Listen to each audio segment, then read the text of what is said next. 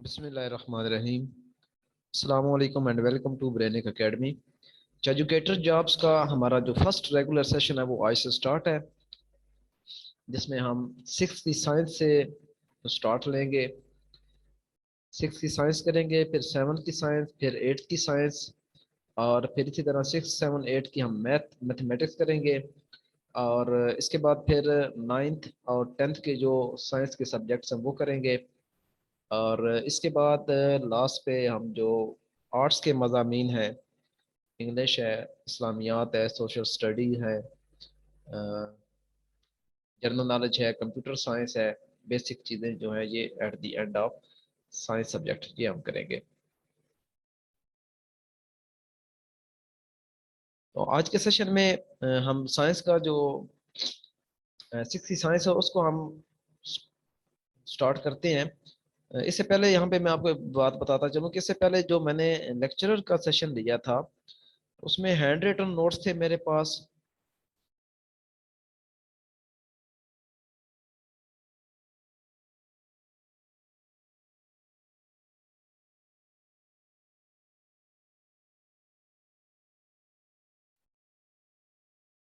जी, hand written notes थे, जिसका मुझे बाद में पता चला कि ये तो कैंडिडेट्स के लिए बहुत प्रॉब्लमेटिक है जिन्होंने खास करके प्रिंट्स निकलवाने थे। तो उस चीज़ को मैंने मद्देनजर रखते हुए इस दफ़ा मेरे लिए थोड़ा प्रॉब्लम था वैसे टाइपिंग करना, लेकिन मैंने ट्राई की है कि आपको टाइपिंग फॉर्म में चीज़ें प्रोवाइड करूं, ताकि अगर आप इनका प्रिंट्स निकलवाना चाहें तो वो आपके कम पेजेस यूज़ हों।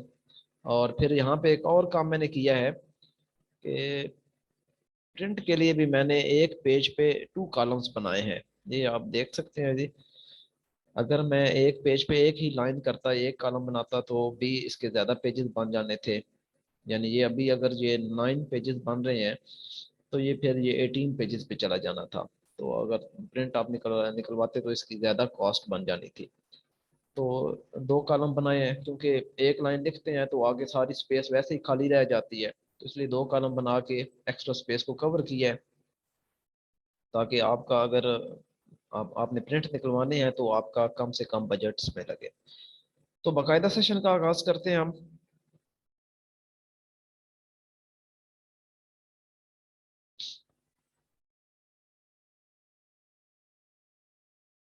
अच्छा, आपको पता है कि जो सिक्स सेवन एट की साइंस होती है उसके अंदर बायोलॉजी भी होती है, केमिस्ट्री के भी कुछ चैप्टर्स होते हैं और फिजिक्स के भी कुछ चैप्टर्स होते हैं, क्योंकि यही चीज़ें बाद में अलग अलग सब्जेक्ट बन जाते हैं। फिजिक्स अलग हो जाती है, केमिस्ट्री अलग हो जाती है, बायोलॉजी अलग हो जाती है, लेकिन क्योंकि सिक्स सेवन्थ एट्थ जो है वो छोटे बच्चों के लिए होती है, तो ये तीनों चीज़ें ही कंबाइंड फॉर्म में होती हैं।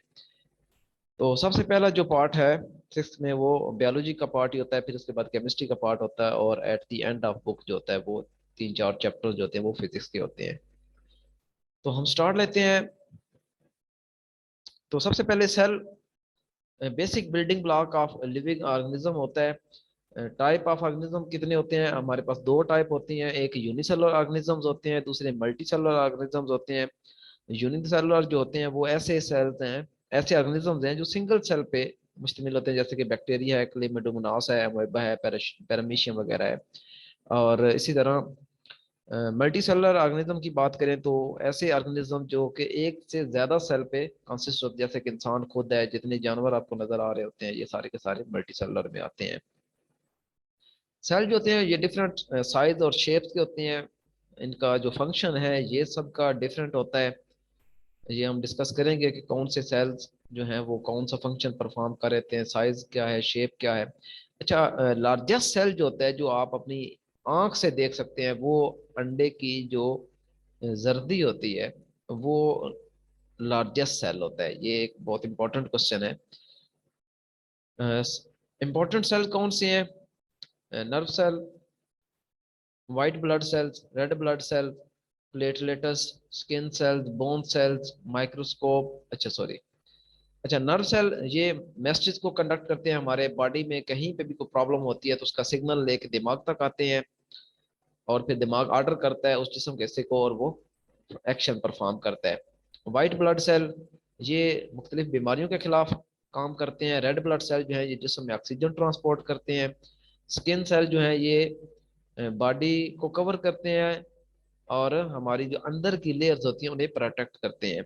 बोन सेल्स हड्डियां बनाते हैं और हमारी बॉडी को सपोर्ट प्रोवाइड करते हैं। अच्छा, यहाँ पे आपको मैं एक बात बताता चलूँ कि ये चीज़ें यहाँ पे आपको जस्ट एक टच दिया गया है, बाकी इनकी जो डिटेल्स आएगी वो 9th और 10th में डिटेल्स आएगी इसकी। यानी जितनी भी चीज़ें आप यहाँ पे करेंगे इन सब की जो डिटेल्स हैं वो 9th 10th में होगी, और मोर डिटेल जो है वो आगे फिर इंटर में। माइक्रोस्कोप सभी को पता है कैसा इंस्ट्रूमेंट होता है जो कि स्मॉल थिंग्स को देखने के लिए यूज होता है, जो कि हमारी नेकेड आई से हम नहीं देख पाते। दो लेंस इसके अंदर लगे होते हैं, एक को हम ऑब्जेक्टिव लेंस कहते हैं और एक को आई पीस कहते हैं। ऑब्जेक्टिव लेंस वो लेंस होता है जिसके करीब आपने वो चीज रखी होती है जिसको आपने ऑब्जर्व करना होता है, और आई पीस वो लेंस होता है जो आपकी आंख के करीब लगा होता है, यानी जहां पे आपने अपनी आंख रखी होती है उस चीज को देखने के लिए, वो आई पीस होता है। होते दोनों ही लेंस हैं, और ज्यादातर ये जो दोनों लेंस होते हैं ये कन्वेक्स लेंस लगे होते हैं। तो जो ऑब्जेक्ट के करीब होता है जिसको आपने ऑब्जर्व करना होता है उसे ऑब्जेक्टिव कहते हैं, और जो आपकी आंख के करीब लेंस होता है उसे हम आई पीस कहते हैं। पार्ट ऑफ सेल्स, सेल के जो पार्ट्स हैं उनको अगर हम डिस्कस करें तो सबसे पहले सेल वॉल आती है, outermost covering of a plant cell. ये याद रखें, जो सेल वॉल है ये सिर्फ और सिर्फ प्लांट सेल में होती है, एनिमल सेल के अंदर सेल वॉल नहीं होती। ये कुछ चीजें हम पढ़ेंगे आगे कि कौन सी ऐसी चीजें हैं, कौन से ऐसे ऑर्गेनल्स हैं जो प्लांट सेल के अंदर तो मौजूद होते हैं लेकिन एनिमल सेल के अंदर नहीं होते। सिमिलरली कुछ ऐसे ऑर्गेनल्स भी हैं जो एनिमल सेल के अंदर मौजूद होते हैं लेकिन प्लांट सेल में नहीं होते। सेल मेम्ब्रेन जो है ये उसी सेल वॉल के अंदर एक और कवरिंग होती है जो कि एनिमल सेल के अंदर होती है। एनिमल सेल के अंदर चूंकि सेल वॉल नहीं होता, वो डायरेक्ट सेल मेम्ब्रेन से स्टार्ट होता है। क्लोरोप्लास्ट ये भी सिर्फ पौधों में पाया जाता है, part of plant cell that contain chlorophyll. ये ऐसा हिस्सा होता है सेल के अंदर जिसमें क्लोरोफिल पाया जाता है, और क्लोरोफिल जो है ये एक ग्रीन कलर का पिगमेंट होता है जो कि फोटोसिंथेसिस में रोल प्ले करता है। सेंट्रियोल्स ये एनिमल सेल डिवीजन में पाए जाते हैं, और ये सिर्फ और सिर्फ एनिमल सेल में पाए जाते हैं। सेंट्रियोल ये ऑर्गेनल आपने याद रखना है, ये सिर्फ और सिर्फ एनिमल सेल में पाया जाता है, प्लांट सेल में नहीं पाया जाता। साइटोप्लाज्म जेली लाइक मटेरियल होता है जिसके अंदर जो कि एक सेल मेम्ब्रेन के अंदर होता है, और ये एक ऐसा जेली टाइप मटेरियल है जिसके अंदर ये सारे जो ऑर्गेनल्स हैं जो अभी हमने ऊपर डिस्कस किए हैं, बल्कि ये न्यूक्लियस है या सेंट्रियोल्स है या माइटोकॉन्ड्रिया है, ये सारी चीजें जो है इसी के अंदर आप कह सकते हैं कि डिप हुए हुए होते हैं। न्यूक्लियस ये एक मेन पार्ट है किसी भी सेल का, most important part of the cell that control all the activities of the cell. 46 chromosomes होते हैं ह्यूमन सेल में। Mitochondria power house of the cell provide energy to the cell. ये बहुत important question बनता है इसका कि सेल का जो पावर हाउस है, यानी कि जो पूरे सेल को एनर्जी प्रोवाइड करता है, वो कौन सा ऑर्गेनल है, वो माइटोकॉन्ड्रिया है। तो ये सारे ऑर्गेनल्स हैं, ये जितने भी हम डिस्कस कर रहे हैं, cell wall, cell membrane, chloroplast वगैरह, ये सारे सारे सेल के ऑर्गेनल्स हैं। अब चूंकि ज़्यादातर जो लोग हैं वो फिजिक्स से हैं, तो ये चीज़ें थोड़ी मैं इसलिए डिटेल बता रहा हूँ ताकि आपको अच्छी तरह ये चीज़ें मेमोराइज हो जाए। तो माइटोकॉन्ड्रिया जो है ये पावर हाउस होता है किसी भी सेल का, और पूरे सेल को एनर्जी प्रोवाइड करता है। एनिमल और प्लांट सेल के कुछ common parts, cell membrane, nucleus, mitochondria, endoplasmic reticulum, ये वो ऑर्गेनल्स हैं जो दोनों के लिए कॉमन है। इसके बाद tissues, group of cells perform same function. अब अच्छा, एक ये तरतीब देखें, ऑर्गेनल्स अगर हम बात करें तो सबसे छोटे लेवल पे चीज है ऑर्गेनल। तो ऑर्गेनल जब इकट्ठे होते हैं तो सेल बनता है, और सेल जब इकट्ठे होते हैं तो टिश्यूज बनता है। टिश्यूज जब डिफरेंट टिश्यूज इकट्ठे होते हैं तो फिर हमारे पास ऑर्गन बनता है। ऑर्गन जब इकट्ठे हो जाते हैं तो ऑर्गन सिस्टम बन जाता है। ऑर्गन सिस्टम जब इकट्ठे हो जाते हैं तो फिर हमारे पास एक पूरा ऑर्गेनिज्म तैयार हो जाता है। तो ये एक ट्री थी जो कि मैंने आपसे डिस्कस कर दी है। बाकी ये चीजें अब आ गया कि जैसे कि सेल के बाद अब टिश्यू आ गया, यानी group of cells performing same function. इसके बाद इंपॉर्टेंट प्लांट टिश्यूज हैं, ये जाइलम और फ्लोएम टिश्यू, इन दोनों को कंबाइंड वेस्कुलर बंडल भी कहा जाता है। ये बहुत इंपॉर्टेंट टिश्यूज हैं सेल के, प्लांट सेल के अंदर।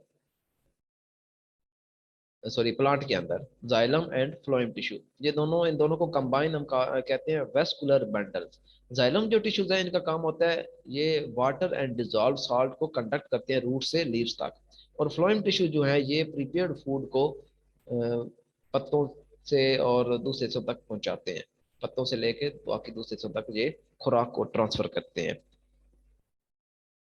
नोट लिखा है, xylem tissue and phloem tissue are collectively called vascular bundles.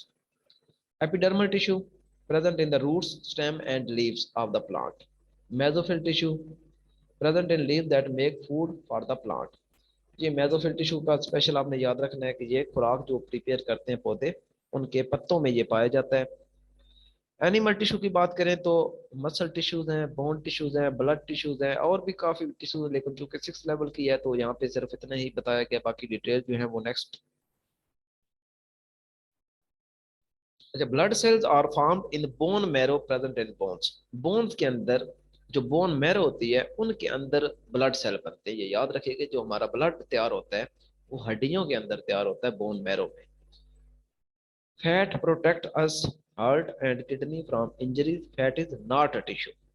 जो चर्बी है, फैट है, इसका काम क्या होता है, हमारे दिल को और किडनी को इंजरीज से बचाती है। जहाँ कहीं पे भी सेंसिटिव ऑर्गन्स होते हैं तो उसके अराउंड फैट टिश्यूज पाए जाते हैं, सॉरी फैट पाया जाता है, ताकि उनको उन सेंसिटिव ऑर्गन्स को सिक्योर रखा जाए। तो ये भी याद रखना कि fat is not a tissue, fat tissue नहीं है।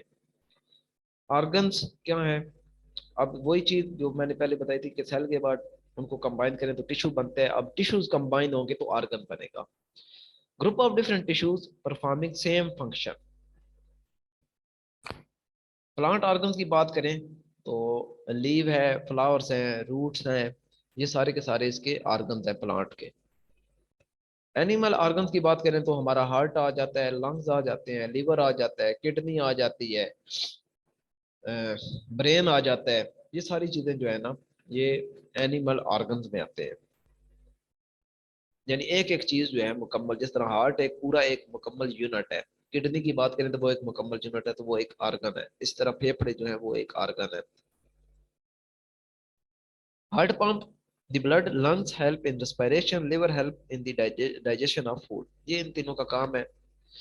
ब्लड को हार्ट पंप करता है, रेस्पिरेशन में लंग्स रोल प्ले करते हैं, और जो जिगर है ये digestion of food. Organ system, जब ऑर्गन्स इकट्ठे होते हैं तो ऑर्गन सिस्टम बन जाता है। ऑर्गन सिस्टम इन प्लांट, अब प्लांट की बात करें तो उनमें ऑर्गन सिस्टम कौन सा है, root system, shoot system.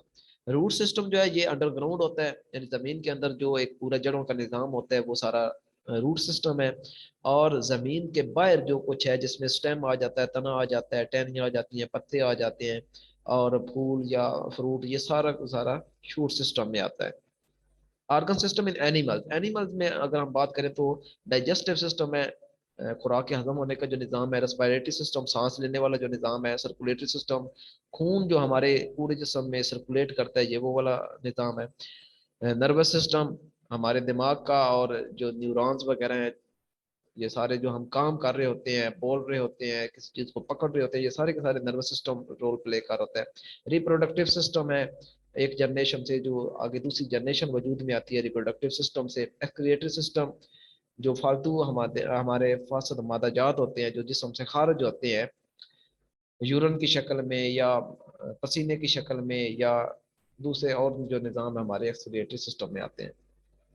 Digestive system में कौन कौन से ऑर्गन शामिल होते हैं, फूड पाइप है, स्टोमक है, इंटेस्टाइन्स है, लीवर है, ये सारे डाइजेस्टिव सिस्टम में आते हैं। रेस्पिरेटरी सिस्टम में नोज है, विंड पाइप है, जिसे ट्रैकिया कहते हैं, इसके बाद लंग्स हैं, ये सारे रेस्पिरेटरी सिस्टम में आते हैं। सर्कुलेटरी सिस्टम में हार्ट आ जाता है, ब्लड वेसल्स आ जाती हैं, खून की नालियां, यानी एक हार्ट, दिल और खून की नालियां जो कि पूरे जिस्म के अंदर फैली हुई हैं और ब्लड को एक जगह से दूसरी जगह कैरी करती हैं। नर्वस सिस्टम, यहाँ पे मिस्टेक हुई है, नेवर लिखा हुआ है। नर्वस सिस्टम जो है ये दिमाग पे मुश्तमिल है, स्पाइनल कार्ड, ये जो रीढ़ की हड्डी हम जिसे कहते हैं, एंड नर्व्स, और छोटी छोटी ये कह सकते हैं सिग्नल लेके जाने वाली नालियां हैं। It carries messages from one part of a body to other. ये नर्वस सिस्टम का यही काम है, ये एक जगह से दूसरी जगह तक जो हमारे मैसेज होते हैं वो ट्रांसफर करते हैं। हम जो भी काम कर रहे हैं हमारा दिमाग जो है उसका मैसेज देता है, और फिर जो मुतलका आर्गन होता है वो वाला वो मैसेज पे एक्ट करते हुए उसको परफॉर्म करता है। कोई चीज़ आपने पकड़नी है तो दिमाग ने मैसेज देना है कि अपने हाथ खोलें और चीज़ को पकड़ लें, तो वो जो हमारा हाथ है वो इसका मैसेज को फौरी तौर पे उस पर एक्ट करता है और कोई भी जो चीज़ है उसको पकड़ लेते हैं। सेंस ऑर्गन्स की बात करें तो हमारे जो 5 सेंस ऑर्गन्स हैं, आईज हैं, ईयर्स हैं, स्किन है, नोज है एंड टंग, यानी ये 5 हमारे सेंस ऑर्गन है जिससे हम मुख्तलिफ चीज़ों को सेंस कर सकते हैं। आई की बात करें तो आई के जो इम्पोर्टेंट पार्ट्स हैं वो आई खुद है, कॉर्निया है उसके अंदर, आइरिस है, प्यूपिल है, लेंस है, रेटिना है एंड ऑप्टिक नर्व है।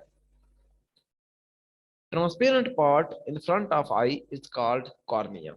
ये बिल्कुल शफाफ हिस्सा जो होता है ये कॉर्निया कहलाता है, बिल्कुल सफेद हिस्सा जो है। और beneath the cornea coloured part of I is called iris. हमारी आंख के अंदर जो कलर्ड पार्ट होता है उसे हम आइरिस कहते हैं। A hole in the middle of the iris is called pupil. Iris के अंदर बारीक सा जो होल होता है उसे प्यूपिल कहा जाता है। The pupil contracts in bright daylight. ये प्यूपिल की प्रॉपर्टी है कि डे लाइट में ये सिकुड़ जाता है एंड डिम लाइट में ये एक्सपैंड होता है। Behind the प्यूपिल lens is present. प्यूपिल के पीछे लेंस लगा होता है, यानी जो बारीक होल है उसके पीछे लेंस होता है। It helps the eye to focus light. Lens का काम ये होता है कि जो लाइट हमारी आंख में दाखिल हो रही होती है उसको फोकस करता है। In eye image is form on the retina. ये बहुत इंपॉर्टेंट पॉइंट है कि हमारी आंख के अंदर जो इमेज बनता है वो रेटिना के ऊपर बनता है।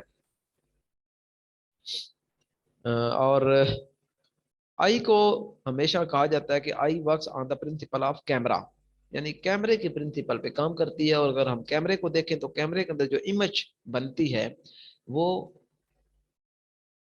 फिल्म के ऊपर बनती है। आंख के अंदर जो इमेज बनती है वो रेटिना के ऊपर बनती है, और कैमरे में जो इमेज बनती है वो फिल्म के ऊपर बनती है। ईयर हमारा नेक्स्ट सेंस ऑर्गन है। अच्छा, ईयर का हम समझते हैं कि सिर्फ और सिर्फ यही काम है कि ईयर को सुनने के लिए यूज किया जाता है, लेकिन ईयर का एक बहुत इंपॉर्टेंट रोल जो है वो बैलेंसिंग द बॉडी है। हमारे जिस्म का जो तवाज़ुन कायम रखा जाता है वो उसमें ईयर का इंपॉर्टेंट रोल होता है। There are 3 parts.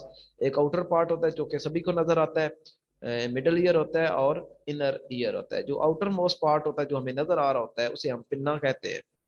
In the middle eardrum vibrates when sound waves strike. दरमियाने कान के अंदर ईयर ड्रम मौजूद होता है, और जब उससे साउंड स्ट्राइक करती है तो वो वाइब्रेट करता है। Middle ear filled up with air, इसमें एयर भरी होती है।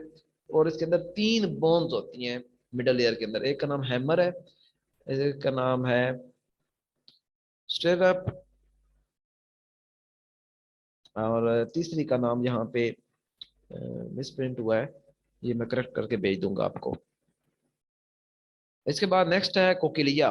कोकिलिया जो है वो इनर ईयर के अंदर प्रेजेंट होता है और इसके अंदर वाटर फील्ड होता है। मिडल ईयर में एयर फील्ड होती है, और ये जो थर्ड पार्ट है इनर ईयर जो है इसके अंदर वाटर फील्ड होता है। और it is actual hearing organ. ये असल में हियरिंग ऑर्गन है, यानी जो आवाज सुनता है। Auditory nerve. Cochlea conveys signal of sound to brain through it. Cochlea जो है ये क्या करता है, सिग्नल, जो साउंड के सिग्नल होते हैं उनको दिमाग तक भेजता है। यानी जो ईयर ड्रम से साउंड स्ट्राइक हुई है उसके सिग्नल को आगे ट्रांसफर करेगा ब्रेन तक। और ये किसके थ्रू होता है, ऑडिटरी नर्व के थ्रू होता है। ये जो सिग्नल ट्रांसफर होते हैं कोकिलिया से ब्रेन तक ये ऑडिटरी नर्व के थ्रू जाते हैं। अच्छा, हमारे जिस्म के अंदर 2 ऐसे पार्ट हैं, एक लीस्ट सेंसिटिव है और एक मोस्ट सेंसिटिव है। लीस्ट सेंसिटिव जो है वो हमारी एडी है, हील। और जो मोस्ट सेंसिटिव पार्ट है हमारी बॉडी का वो है skin of the tip of the fingers. Fingers की जो टिप्स हैं ये most sensitive part of our body है। Our nose can detect 10,000 different scents and smells. हमारी जो नोज है वो 10,000 किस्म के सेंट्स और स्मेल जो है वो सेंस कर सकती है।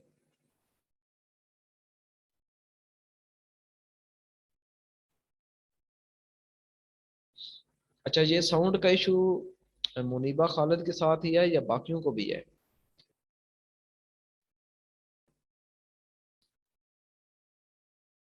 अच्छा, आप अपना जो नेट है उसे एक दफा डिस्कनेक्ट करके दोबारा मीटिंग ज्वाइन करें, या फिर अपने आप को किसी ऐसी जगह पे ले जाएं जहां पे इंटरनेट स्ट्रांग है।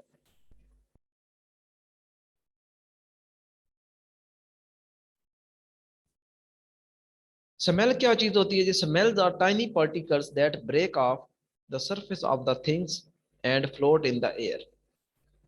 यानी ये टाइनी पार्टिकल्स होते हैं जो कि डिफरेंट सरफेसेस से टूट जाते हैं और फिर एयर के अंदर फ्लोट कर रहे होते हैं, और फिर वो हमारी जब नोज से स्ट्राइक करते हैं तो हमारा दिमाग जो है वो एक स्मेल सेंस करता है। टेस्ट बड्स जो है ये हमारी जुबान के ऊपर मौजूद होते हैं, जिससे हम जायका फील करते हैं। यानी किसी चीज का भी हमें जो जायका आता है वो हमारी जुबान के ऊपर जो टेस्ट बड्स होते हैं उनकी वजह से होता है। हमारी जो जुबान की टिप है इसके ऊपर जो टेस्ट बड्स होते हैं वो हमें मीठी चीजों को डिटेक्ट करने में हेल्प करते हैं, और हमारी जुबान की साइड पर जो टेस्ट बड्स होते हैं वो साल्टी और श्योर टेस्ट को यानी तुर्श चीजों को सेंस करने में हेल्प करते हैं।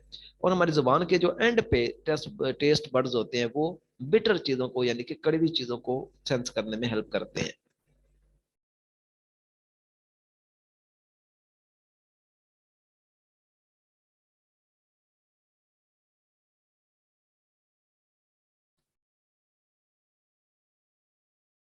देखें, हमारे आप कह रही हैं कि जो मोस्ट सेंसिटिव है वो हमारी नोज टिप होती है, तो ऐसा नहीं है। जिन साइंटिस्ट ने ये बात लिखी है उन्होंने बहुत रिसर्च करके लिखी है, और ये सिर्फ सर्दियों को ही नहीं देखना होता, ओवरऑल देखना होता है।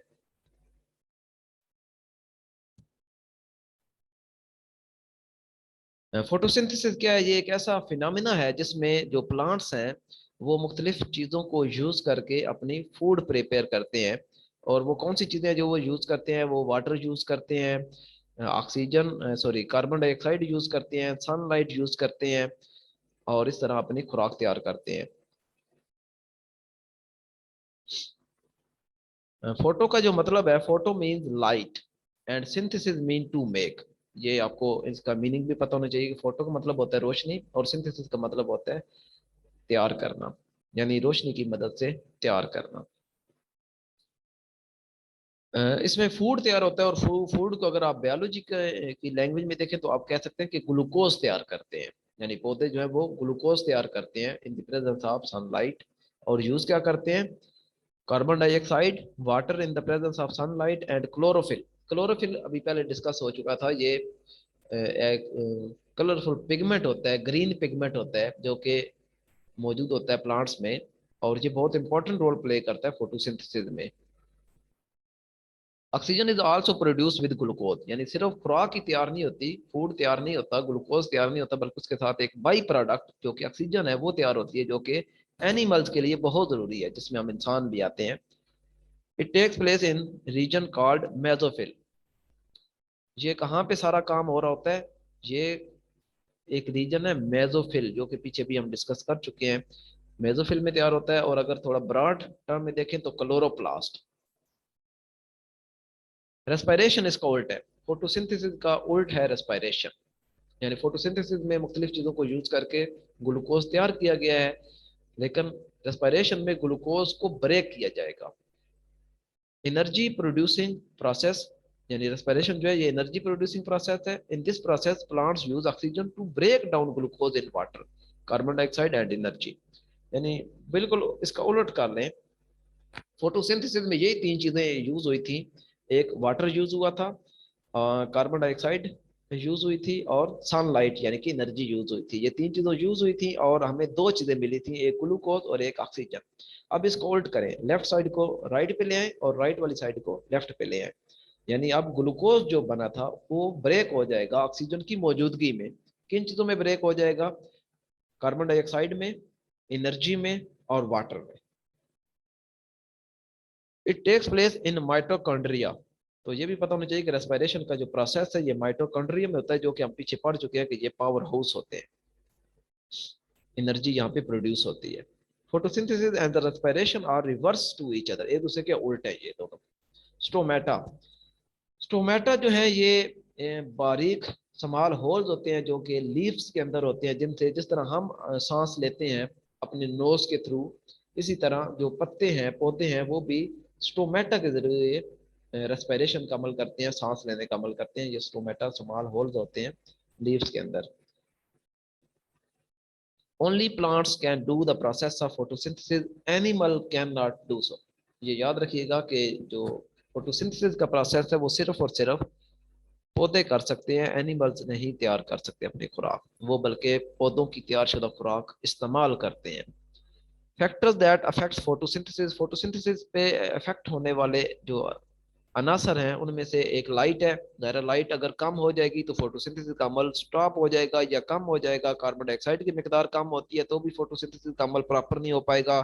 टेम्परेचर अगर कम हो जाता है, सूरज की रोशनी यानी कि कम है, तो नहीं हो पाएगा प्रॉपर। क्लोरोफिल अगर पौधे के अंदर मौजूद नहीं है तो भी ये नहीं हो पाएगा।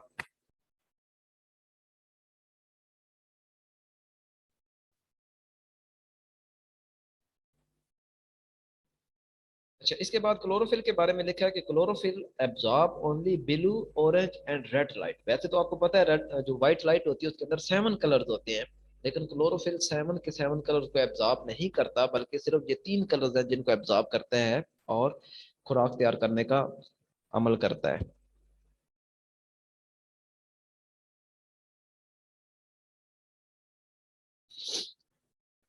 नेक्स्ट जो चीज है एनवायरनमेंट के बारे में।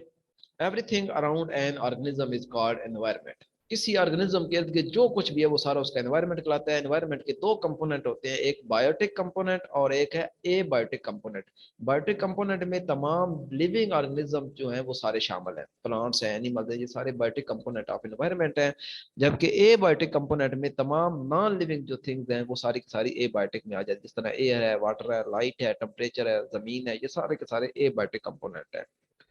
प्रोड्यूसर क्या होते हैं, कंज्यूमर क्या होते हैं, डिकम्पोजर क्या होते हैं। अभी हम ऊपर पौधों के बारे में पढ़ चुके हैं, तो पौधे जो है ये सारे के सारे प्रोड्यूसर्स होते हैं, ये खुराक तैयार करते हैं एनिमल्स के लिए। और कंज्यूमर नाम से ज़ाहिर है वो कंज्यूम करते हैं, यानी प्रोड्यूसर की पैदा करता खुराक को कंज्यूम करते हैं, इस्तेमाल करते हैं, खुद से खुराक तैयार नहीं करते। और डीकम्पोजर जो है ये फंजाई और बैक्टीरिया वगैरह हैं जो कि खुराक की तोड़ फोड़ करते हैं। जिस तरह आप देखते हैं कोई डेड बॉडी पड़ी होती है किसी भी जानवर की, तो कुछ दिनों बाद वो गल सड़ जाती है। तो कैसे गल सड़ जाती है, उसके अंदर डिकम्पोजर आ जाते हैं, बैक्टीरिया और दूसरे जर्म सेल्स होते हैं जो कि उसको डिकम्पोज कर देते हैं, तोड़ फोड़ कर देते हैं, और इस तरह वो चीज़ जो है वो हवा में शामिल हो जाती है।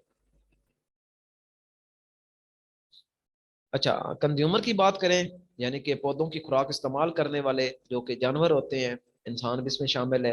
इनकी 3 टाइप्स हैं, हर्बीवोर्स, कार्निवोर्स और ओमनीवोर्स। हर्बीवोर्स वो वाले एनिमल्स हैं या वो कंज्यूमर्स हैं जो सिर्फ और सिर्फ प्लांट्स पौधों को खाते हैं। और कार्निवोर्स ये वो वाले कंज्यूमर्स हैं जो सिर्फ और सिर्फ जानवरों को खाते हैं, यानी गोश्त खाते हैं। हर्बीवोर्स में आपको पता है भैंस आ जाती है, गाय आ जाती है, बकरियां आ जाती है, ये सारे के सारे पौधे खाने वाली चीजें हैं, तो ये हर्बीवोर्स है। कार्निवोर डॉग है, कुत्ता, लाइन है, शेर, ये सारे के सारे जो है ये गोश्त खाने वाले हैं, तो ये कार्निवोर्स। ओमनीवोर वो कंज्यूमर्स हैं जो दोनों चीजें खाते हैं, हर्बीवोर्स भी, सॉरी, इसमें दोनों आ जाएंगे, हर्बीवोर भी और कार्निवोर भी, यानी गोश्त खाने वाले भी और जो पौधे खाते हैं। अब इंसान की अगर हम बात करें तो इंसान ओमनीवोर है, ये सब्जियां भी खा लेता है, फल भी खा लेता है और गोश्त भी खा लेता है। इसी तरह और भी कई चीजें हैं जो इस कैटेगरी में आती हैं, जो दोनों किस्म की चीजें खा लेते हैं। गीदड़ है, ये भी दोनों चीजें खा लेता है। डिकम्पोजर्स, डिकम्पोजर के बारे में बता चुका हूँ आपको पहले, ये डेड बॉडीज को डिकम्पोज करते हैं, और बैक्टीरिया और फंजाई जो हैं ये डिकम्पोजर की कैटेगरी में आते हैं। रिलेशनशिप अमंग ऑर्गेनिज्म, ऑर्गेनिज्म के दरमियान रिलेशनशिप क्या है, एक प्रीडेटर होता है और एक प्रे होता है। प्रीडेटर होता है जो शिकार करने वाला होता है, यानी अगर कुत्ता जो है वो शिकार करता है किसी मुर्गी का, तो कुत्ता जो है वो प्रीडेटर कहलाएगा, और मुर्गी जो है वो शिकार चूंकि हो रही है तो वो प्रे कहलाएगी। ठीक है। इसी तरह अगर आप एग्जांपल ले लें फ्रॉग एंड स्नेक की, तो इसमें फ्रॉग जो है ये प्रे होगा और स्नेक चूंकि उसका शिकार कर है तो वो प्रीडेटर कहलाएगा। पैरासाइटिज्म, ये एक ऐसा रिलेशनशिप है जिसमें दो लिविंग ऑर्गेनिज्म एक दूसरे के साथ अटैच होती हैं, उनमें से एक जो है वो नुकसान पहुंचाता है और दूसरा उसकी हेल्प कर रहा होता है। जैसा कि मॉस्किटो, मॉस्किटो और ह्यूमन बीइंग, ये दोनों के दरमियान जो रिलेशनशिप है वो पैरासाइटिज्म का है। मॉस्किटो इंसान से, ह्यूमन बीइंग से हेल्प ले रहा होता है लेकिन बदले में उसे नुकसान पहुंचा रहा होता है, तो ये है पैरासाइटिज्म, यानी एक फायदा ले रहा है और दूसरे को नुकसान पहुंचा रहा है। म्यूचुअलिज्म, म्यूचुअलिज्म दो लिविंग ऑर्गेनिज्म के दरमियान एक ऐसा रिलेशनशिप है जिसमें दोनों एक दूसरे के ऊपर डिपेंड कर रहे होते हैं, यानी एक दूसरे, दोनों एक दूसरे को फायदा दे रहे होते हैं। इसके बाद केमिस्ट्री का पार्ट स्टार्ट हो गया है।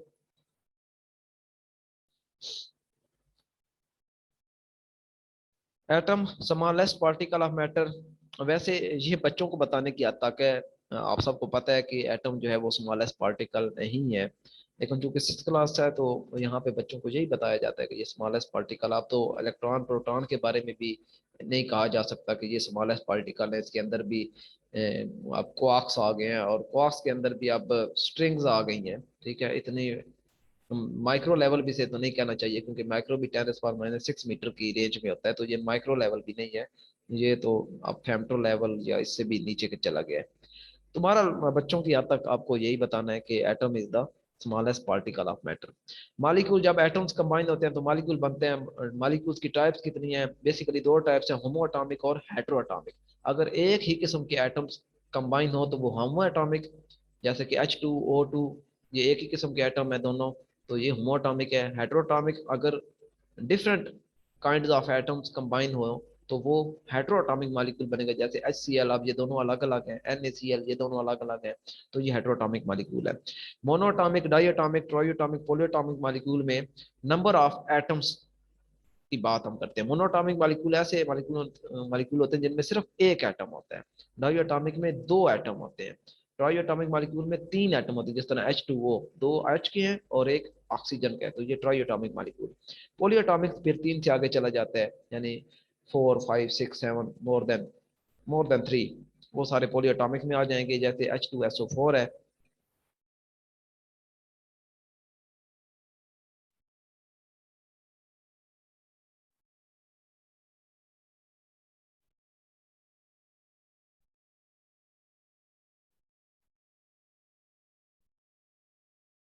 अच्छा, म्यूचुअलिज्म की एग्जांपल है जी, ये दीमक है।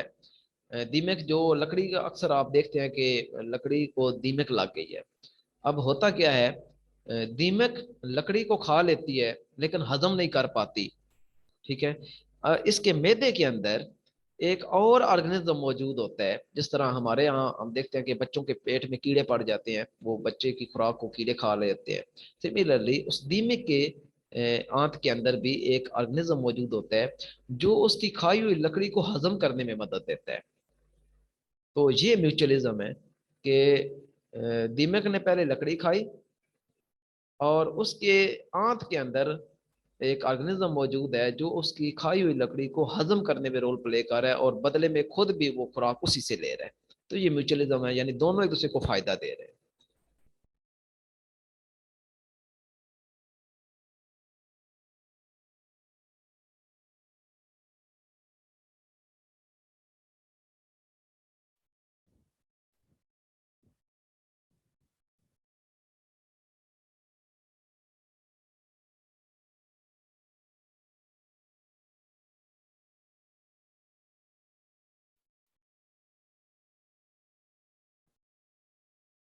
अच्छा, इसके बाद वर्ड एटम मीन इनडिविजिबल, ये आपने याद रखना है कि एटम का मतलब है इनडिविजिबल। और फंडामेंटल पार्टिकल जो एटम के हैं वो इलेक्ट्रॉन, प्रोटॉन, न्यूट्रॉन है। Element, the matter consisting of only one kind of atom is called an element, यानी एक ही किस्म के एटम पे मुश्तमिल जो हमारे पास मैटर होते हैं उसे हम एलिमेंट कहते हैं, जैसे गोल्ड है, सिल्वर है, आयरन है, ये सारे इसे हम एलिमेंट कहते हैं।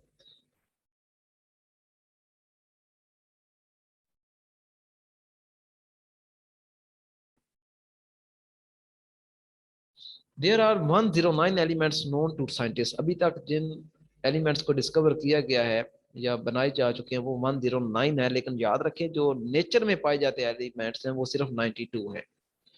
92 एलिमेंट्स नेचर में पाए जाते हैं, बाकी जितने भी ऊपर वाले 17 एलिमेंट्स हैं ये सारे के सारे मैन मेड है, यानी वही यूरेनियम को उसके उसके ऊपर आर्टिफिशियल बम्बार्डमेंट करके नए जो एलिमेंट है वो बनाए गए हैं, लेकिन नेचर में 92 एलिमेंट पाए जाते हैं और ये सारे के सारे मैक्सिमम डिस्कवर हो चुके हैं। अब कोई ऐसा एलिमेंट नहीं है जो रह गया और डिस्कवर होने वाला। सिंबल क्या होता है? किसी भी एलिमेंट को रिप्रेजेंट करने का एक शॉर्ट वे होता है। इसके बाद एलिमेंट्स जो है उनकी अगर आप क्लासिफिकेशन करें तो दो क्लासिफिकेशन बनती है, metals and non metals.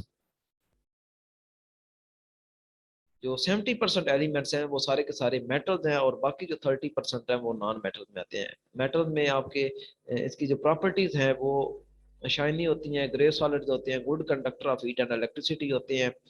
Only one metal is found in liquid state, that is mercury.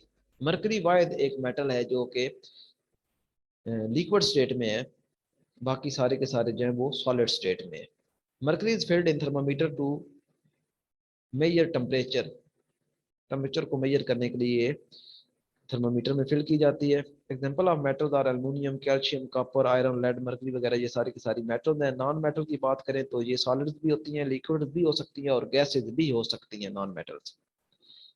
Most of non metal do not allow electricity and heat, they are non conductor. Non metal जो है इनकी ये property है कि ये heat को और electricity को कंडक्ट नहीं करती, लेकिन एक नॉन मेटल ऐसी है जो कि हीट को कंडक्ट करती है, वो है ग्रेफाइट।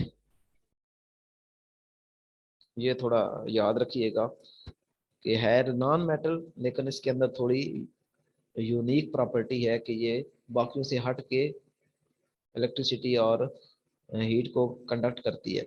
अलाइज क्या होती हैं? जब दो या दो से ज्यादा मेटल्स को कंबाइन किया जाता है तो अलाय बनते हैं। जैसा कि नीचे मुख्तलिफ अलाय लिखी हुई हैं। जर्मन सिल्वर ये अलाय है कॉपर, जिंक और निकल की।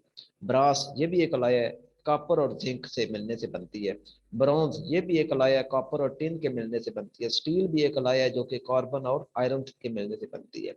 ये आगे नोट लिखा हुआ है कि graphite A form of carbon, graphite carbon की एक फॉर्म है, इज अ नॉन मेटल। ये नॉन मेटल है but good conductor of electricity. Diamond is used in jewellery. Diamond जो है ये भी फॉर्म ऑफ कार्बन है। और ये भी याद रखें, वैसे हम पढ़ते हैं कि जो मेटल्स हैं वही सख्त होती हैं, लेकिन ये डायमंड एक ऐसी नॉन मेटल है जो मेटल से भी सख्त है, यानी सख्त तरीन अगर कोई नॉन मेटल है तो वो डायमंड है। Diamond is non metal but it is hardest metal. सबसे सख्त तरीन जो मेटल है वो डायमंड है, हालांकि ये मेटल नहीं है। It is shiny and use to cut glass. Graphite is use to mixing with clay in pencil. Pencil में इस्तेमाल होती है बनास्पति की, manufactured by the use of hydrogen and vegetable oil. तो यहाँ तक काफी है, कल आपका जो टेस्ट होगा वो भी यहाँ तक ही होगा। अभी इसकी पीडीएफ मैं आपको सेंड कर दूंगा, लास्ट मिनट चल रहा है, इसकी पीडीएफ सेंड कर देता हूँ और इस सेशन का लिंक भी सेंड कर दूंगा, जिन लोगों ने नहीं सुना वो सुन सकते हैं। और पीडीएफ से आप चाहें तो ऑनलाइन पढ़ लें, चाहे तो आप इसका प्रिंट निकलवा लें। तो ये कंपाउंड से पहले पहले तक जो है वो टेस्ट होगा। कल कल किसी भी वक्त जो है ना 3 बजे के बाद टेस्ट जो है वो ओपन होगा। 3 बजे के बाद 7 तक आपके पास 4 घंटे होंगे, आप इस दौरान ये टेस्ट कर